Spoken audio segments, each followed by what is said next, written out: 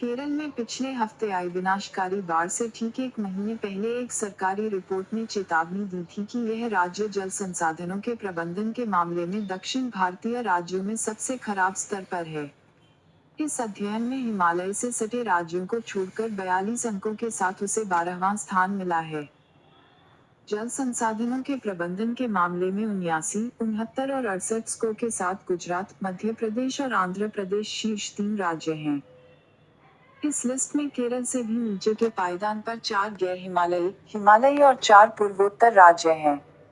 ऐसा लगता है कि एक महीने बाद ही केरल में इस अध्ययन के परिणाम भी मिलने लगे हैं।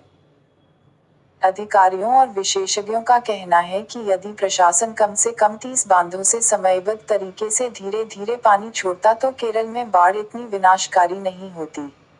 जब पिछले हफ्ते बाढ़ उफान पर था तब 80 सेकंड अधिक बांधों से पानी छोड़ा गया।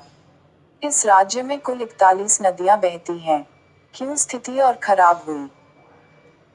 दक्षिण भारत की नदियों पर बांध के नेटवर्क के विशेषज्ञ हिमांशु ठक्कर कहते हैं, यह स्पष्ट है कि केरल के प्रमुख बांधों जैसे इडुक्की और इडामाल्यार से पानी छोड़े जाने से पहले से भारी बारिश में घिरे केरल में बाढ़ की स्थिति और भी खराब हो गई है।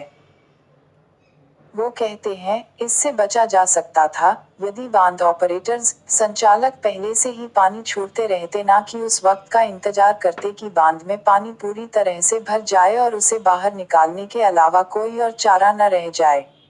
यह भी स्पष्ट है कि केरल में बाढ़ आने से पहले ऐसा काफी वक्त था जब पानी को छोड़ा जा सकता था।